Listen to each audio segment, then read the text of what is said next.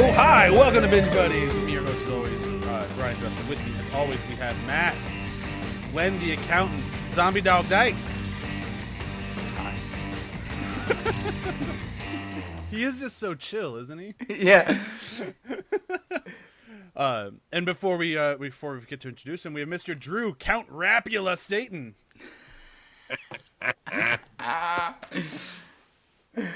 Oh, genuinely was hoping it was going to be the silent one. Because I was hoping Drew would just go, He just would have to say nothing. But Count Rapula, he might be my favorite one, so I had to throw him in there. Only started rhyming in 1991. I will take it.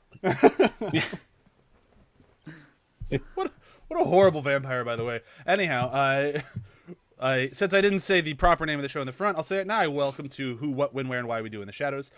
We are at episode 4 of season 1. This one is called Manhattan Nightclub. As you might have remembered last week, I said I didn't know if that was my favorite episode or some different one. This is the different one. And looking at IMDb ratings, I'm very upset at other fans who do not agree with me. In fact, it's one of the lower rated ones. And granted, one of the lower rated ones on IMDb is 8.0 out of 10. So even the bad ones are pretty great. I think this one's fucking phenomenal. How are you guys on this one? I'll let Drew go first. I have episodes that are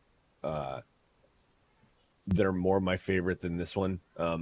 Honestly, I like the City Hall episode better than this one. One of the things that I love, and it'll come up in the favorite moments today, but one of the things that I love about this show, I think that I love the most, is the just the subtle clue about something, and then the subtle payoff 15 minutes later, and if you blink, you fucking miss it. It just fills me with joy. And I'll like I said, I don't want to spoil my favorite moment, but that is definitely the heart of why I love this show. It's just the humor it speaks to me on a major level. Oh, for sure. And there were some of those in this episode, but not as many as I would have liked. But yeah, no, I do enjoy it. And Kroll is just he's amazing in this. Oh my god. I'm pretty sure he just randomly rolled off 20 names in this episode that he was just shooting on the fly. The man's incredible. Oh yeah. Matt, what did you think of this one? I mean, as a witch burner told me, it's cool. And I think he's right. Yes, it is pretty cool.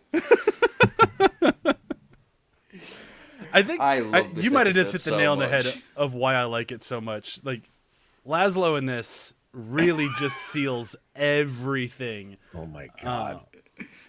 But here, before we get too far, let me do a very quick breakdown of what happens in this episode, since we're all on the same page of that it's at least very good, if not one of our favorites.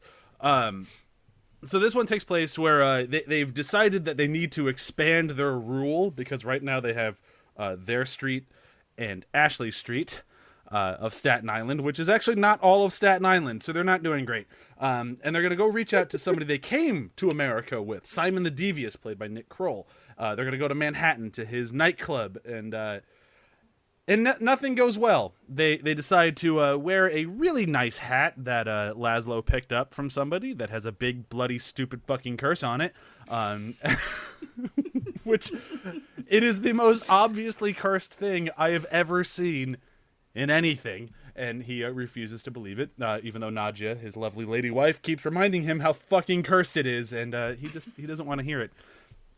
They go to the nightclub to try to get Nick Kroll, Simon the Devious, to join forces, which of course he says fucking no, and has ployed this entire thing as a ploy just to get Laszlo's hat.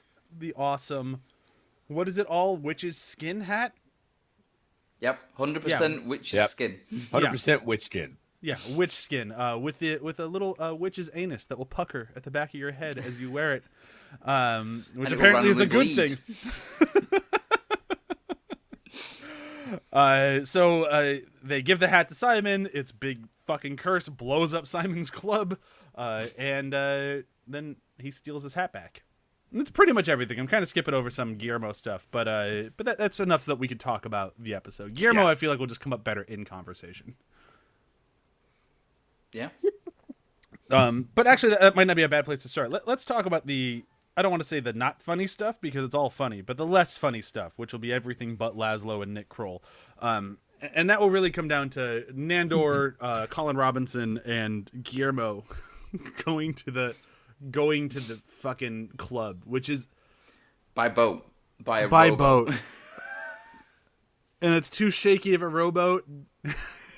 Poor Nandor doesn't want to have a soggy cape. Which I'm guessing, like, they took that route because they couldn't fly. Was that the whole thing? I think it's because Colin Robinson can't turn into a bat, and neither can Guillermo. So I think that they took that route because they had to get both of them there. So because they couldn't fly. But why not take the ferry? Like, why take the rowboat? I have to me, it just seems like one of those things that, like, Nandor says, we're doing this, and he's like, but Master, couldn't we do any of these other stuff? He's like, I want to take a rowboat. Yeah. It just felt like a very Nandor way to arrive. That absolutely tracks. But I agree, it's a little strange, especially since you have Laszlo and Nadia in a cab. Of course, they're that is stuck in traffic. It is really weird. Or maybe, just throwing another idea out there, maybe Nandor is also aware of how fucking cursed his head is, and he's like, I'm going to take any mode of transportation that's the exact opposite of Laszlo. Like, he's going as a bat, I'm walking. He's taking a car, I'll fucking take a boat. Like, just get me away from him. I just love how Colin Robinson's cape is just a yellow rain poncho thing. I know! When Nadia's describing the hat at the very beginning, he's like, I've tried to throw it away, but the damn thing literally will crawl back. Like, you just cannot get rid of it. And then he comes in, puts it on. Their new familiar immediately bites the dust. The fucking bookcase just falls on it. It's like, this hat is not cursed. And then he falls through the goddamn floor. Like 3 stories as well. And then Colin Robinson comes up and goes, hey, you going out? And then it cuts back. I think my favorite character is Nadia, because she is a reflection of just how fucking stupid the other two are. Because it always just cuts back to her, and she's just like, It's funny because she's both... Or like in that case, like Colin Robinson wants to join him, so she just hisses like. She's so funny because she's doing both. Like, she's doing both a straight man and totally not a straight man. Like, she's also an insane character, but she can also be the straight man. Like, she plays them both so well. Yeah, so just like she hates those really mental out there comedic moments perfectly, but also does the like you said, the straight man elements really well and bounces off of them really well in that respect. And I can't think of any other show or even film or anything that I've seen someone be both a straight man and like an out there crazy character as well. It's an incredible piece of writing that they've done to actually do that, and an incredible performance as well to pull it off. Yeah, no matter how good the writing is, you need somebody who can pull it off, and she does such a good job. And like and there's a third option for her too, because she's also an out of touch fucking vampire. So like she does stupid shit all the time too. Like, she's just as bad as them in so many ways, but yet she is the rock that they... Well, I shouldn't say that. Guillermo is the rock that they all cling to, because without them, they would just fucking perish. I mean, and then fucking Nandor almost gives him up as a snack to another vampire just because he wants to be nice. Yeah. I mean, if you want, I won't get in your way. I love the way the guy asks, were you thinking about... Because I was going to... No, he's my familiar. And then like the guy's like so polite as well. He's like, oh, sorry. No, that's fine. And I love that, like, it's such a real conversation because it starts off a little confrontational. Like, how could I know? How could I know? I mean, you're right. I'm sorry. This is on me. Like, Oh yeah, it absolutely does. Just he comes up, he's like, "Hey, how can I help you?" It's like, "Well, oh, I'm sorry." It was just like, "Yeah, piss off. I'm talking to my date here. But really, actually, it's my snack. Oh, it's your snack. Oh, I'm sorry. I didn't wait. I mean, were you gonna? Because I mean, if you're not, then neither of us really care about this. So we should just, you know what? I'm sorry. It's a faux pas on my part. I'll leave." And he's the most like evil looking vampire as well. He's got like proper like devil ears and like, you know, the really sharp looking teeth and that just like Yeah, he's a straight up Nosferatu. yeah. Oh yeah. And even like in the credits, his name is Creepy Vampire. That's brilliant. It's like, yeah, that works. Amazing. Oh God. I love the when they're talking about oh Jesus, Simon at the start as well, and Nadja's talking about how you know he's quite clever and everything like that, and then Laszlo's just like, he's not that clever, and she's like, oh, who's cleverer then? Stavros the cleverer? And he's like, he died tripping on his cape at a wooden stake sale at the garden centre. I love it. Like again, Laszlo is just he doesn't like Simon because there's something, he knows there's something between Nadja and him. Like, you know, he knows that Simon's interested in Nadja and he's not sure if Nadja's interested back. So he won't accept that Simon is actually clever. So he'll just like, you know, no, he's not that clever. He's like, well, who's clever then? He just pulls the first one that he can think about, and it's someone who just fucking killed themselves by tripping on some wooden stakes. It's just so Laszlo that though. Like everything he does, there's no thought put into it. Which I think is exactly why he wears the hat, because he doesn't like him anyway. It was like, oh, I'm gonna piss him off. It's like, no, don't. This is fucking building blows up. But seriously, it's just such a Laszlo thing to do of like, I'm going to go so far out of my way. I'm going to go ask somebody for a favor while I'm pissing them off. Yeah. Like, I need your help. That's the whole reason we're going there. But also, fuck you. Oh God. And like, it's Laszlo's again, it's all such down a good to character. it's down to the performance as well, like being able to pull that off so well. Oh yeah, because he never shies away from the fact that they are going there for help. Like, he knows why he's going there, and he's also showing respect to his club. Like, he's the one who's pushing. Like, no, there's a dress code. We got to wear our capes.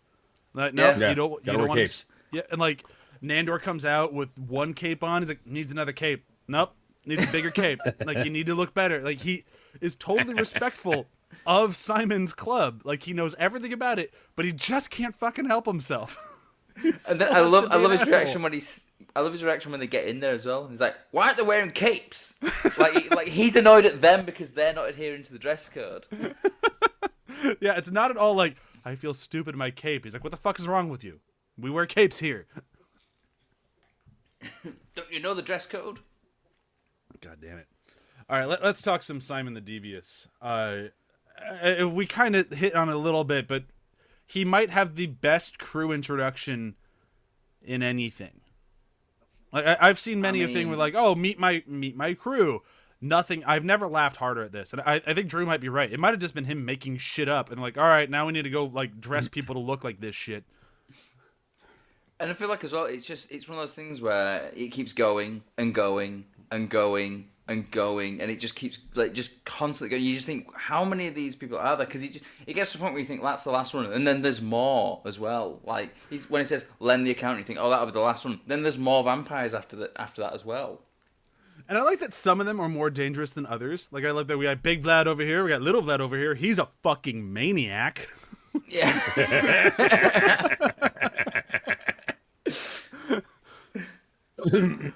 Oh man! And then like they get to the, I don't remember, like the Howler or the Screamer, and she just screams that you can tell like he's just kind of annoyed with it, but she's part of the crew. But she does her scream, like, yes, and then he just keeps moving. We've got S, and that's because her name is Sarah, and she's just like twisted she's into in this the shape weird of S fucking shape. S.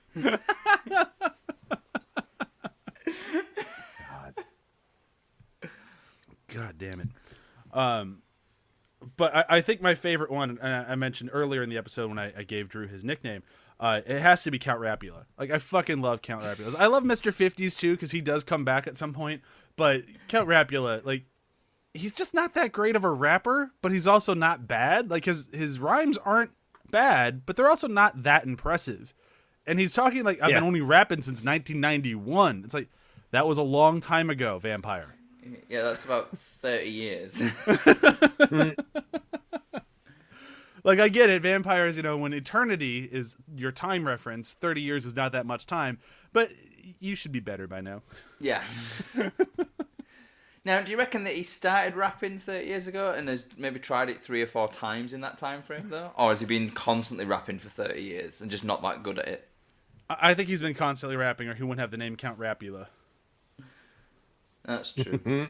Or the style of this show and how fucking ridiculous it is. Maybe his name has been Count Rapula for 300 years, and 30 years ago, he's like, fuck, I should learn how to rap. Yeah.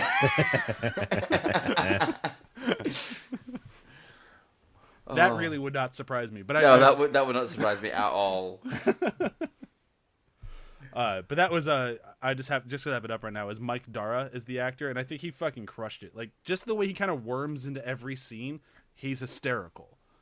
And especially when he's like telling people to leave, and like he has to rap at them to leave. Like, I thought he was great. He was by far my favorite little side character in this.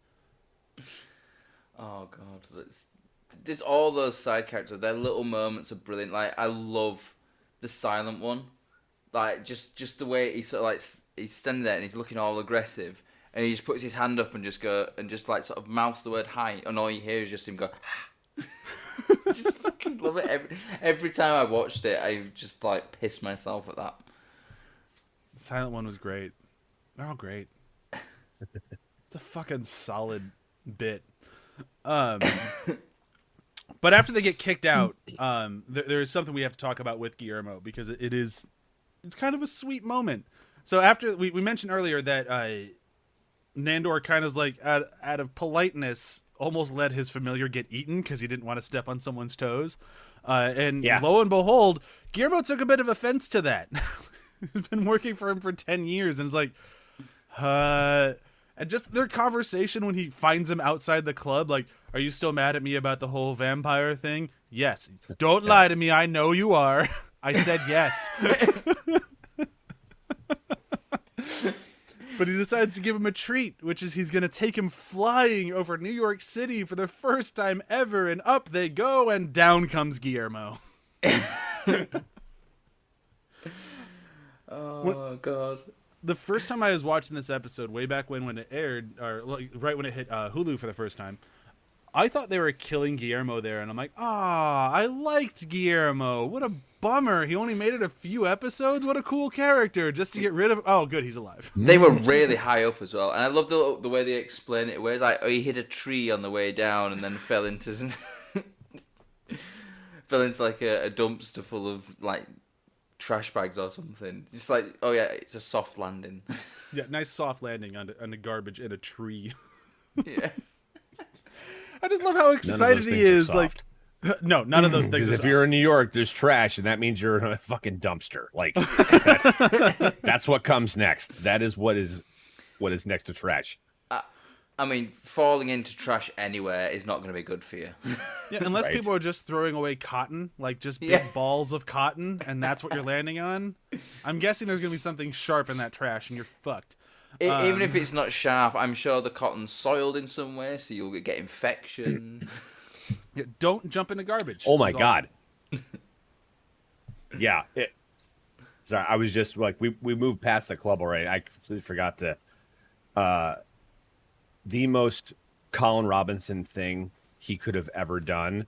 Nandor is actually like trying to talk up a woman, a female vampire, and immediately cock blocks him.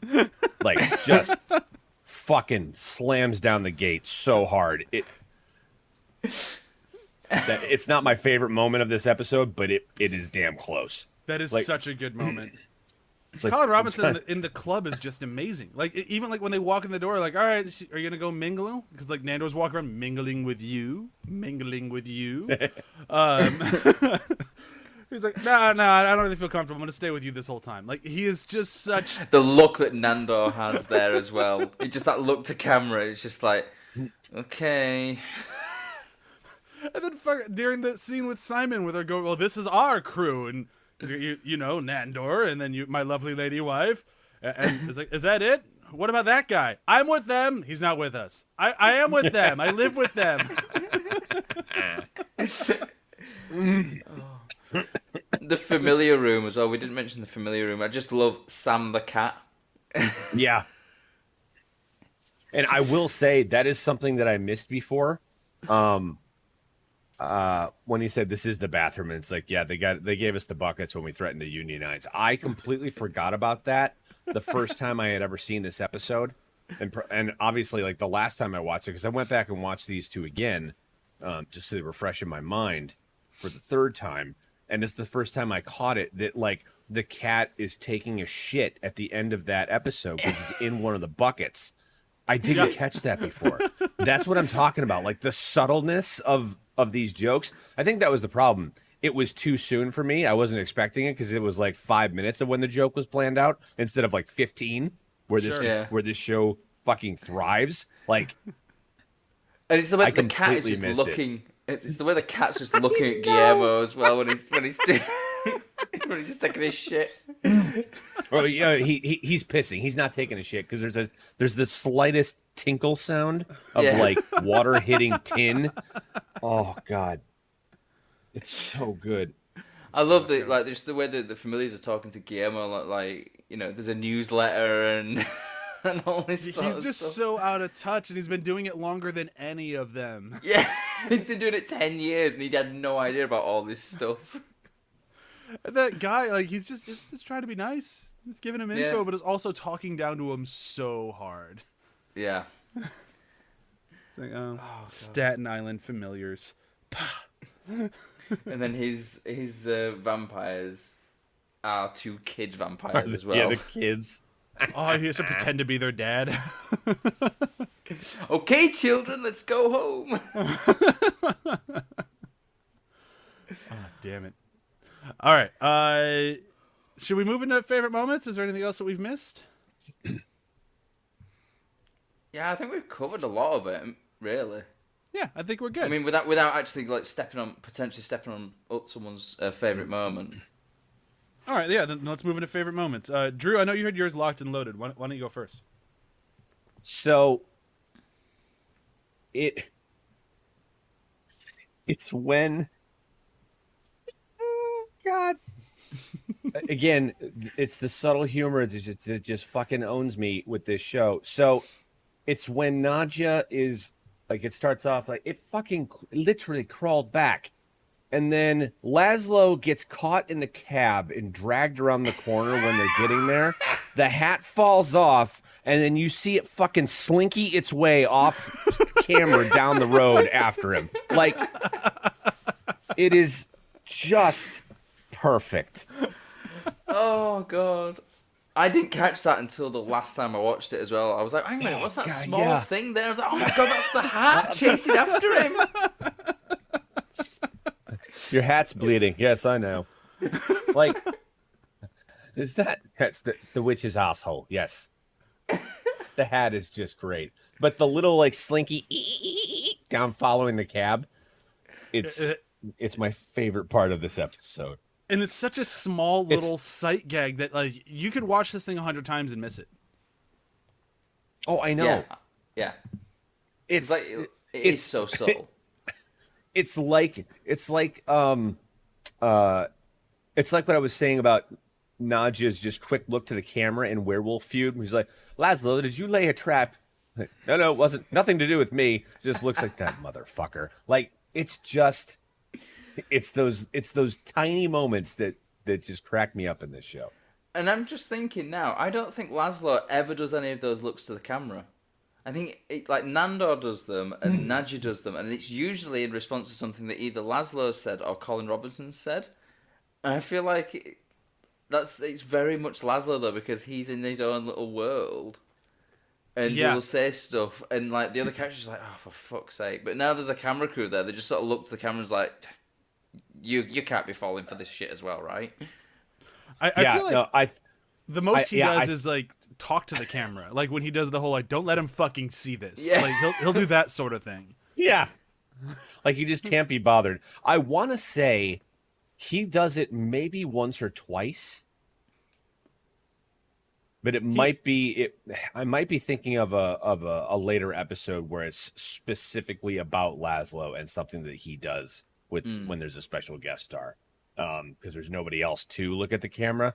But I feel like anytime he does look at the camera, it is. I think it's either when it's Colin Robinson that says something or someone who is just like a day player on the show. Because usually, like you said, he's the one saying the asinine shit and everyone else is looking at the camera because of him. Yeah. Yeah. And then when he's interacting with the camera crew, he's talking to them. Like the werewolf episode where he's talking about his garden and he's like, beautiful. Like, to things like that. I think... I don't think you're onto something, but I'm not sure. I'd have to actually go back and like start like watching with like a magnifying glass to figure out. I'll get lost in the show too many times. Actually, like, oh, there he is doing it. Like, I'll just be. Of the episode so far, I've not noticed him doing that yet. So it could be that he does it a few times in the future, but so far I've not noticed him doing it. It's very possible. All right, let's keep moving through favorite moments. I can go next. Mine is the very end of the episode. It just fucking kills me. Guillermo is in the hospital, all bandaged up and fucked up, and I'm skipping over the part where Nandor comes to try to say like, "I hope you're okay," and feels super awkward about it, and then makes him forget it. Like, I still care about you. That felt weird. Forget I ever said that. No, he says, "I'm your friend," and it's like, no, right. That felt weird. And then Nadja's Nadja just goes. But anyhow, so they're in the hospital visiting Guillermo, and on their way out, they see a man fully bandaged up, and they see Laszlo's hat next to him, and he's like, "Oh, is that you, Simon?" It's like, "I'm gonna take my hat back, you crispy piece of shit." That line has killed me every time I've watched it. I love that line so much, and then just him putting his hat on, and then Guillermo dies. Puts it off, and then he takes it off. Flatlines, yeah. There you go. There's one of his looks at the camera, because he looks at the camera after he does it to Guillermo twice. Which completely reinforces, because like when they're leaving the club and it blows up, he's like, "I do believe my hat might be cursed." Darling, I think my hat's probably cursed. Bat! Oh, God. All right, Matt, your turn. So my favourite moment is when they're in the cab and Nadja's like, "Why are we stuck in bloody traffic, Laszlo?" It's like, "I don't know. Cursed hat. That man on the sidewalk looks a bit sad. Cursed. Why is this car smell? It's the curse." Yes. Just blames everything on it. I just look, anytime Nadja's talking about that curse, it's so funny. Like, you know, when they're in the club, it's like Nando's like, "What took you so long?" "His fucking stupid hat." Just that whole list is so goddamn funny. Why are we in traffic? Curse. Oh, God. I want to know how many times that Nadja actually says the word curse in that episode now. Because I feel like 50% of her dialogue has that word in it somewhere. Now, you mentioned in the beginning, did we mention the line where Laszlo found out it was cursed beyond just like your saying it was a cool nickname? Well, we didn't really speak to it. I feel like we have to mention it because it's just such a great Laszlo thing, and then we'll say goodbye. I feel like we're doing the episode a disservice if we don't, because when he says like when he got his hat, he took it from. I've got the whole thing. Read it down, please. I acquired this hat while draining the blood of a Bavarian Hexen burner or witch burner. He must have noticed me eyeing it because with his dying breath he said, "Take my hat. It's cool." Yes, it is cool, I thought. Free hat, even better. He's That's my such best a Matt boob. Berry. I was actually quite impressed with that, actually. God. Okay.